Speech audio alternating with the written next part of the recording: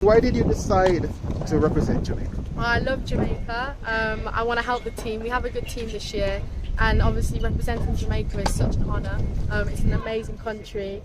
My grandparents are Jamaican, so you know I'm doing my grandparents proud, and yeah, like it's an amazing opportunity. Why wouldn't you want to represent Jamaica? So tell us about competitions leading in. What have you been doing on the circuit tour, getting ready for a tournament like this? I've been training quite hard. I've been doing 25Ks. I did some, like one in Spain. I've been doing the ones in the UK. J3s, J4s. Now I'm coming out of juniors. I'm transitioning onto the seniors. So playing Billie Jean Cup, doing the senior Billie Jean Cup is the level I want to be at. Okay. And where do you see your tennis in about 5 years from now? I want to be on the circuit. I want to get my WTA ranking.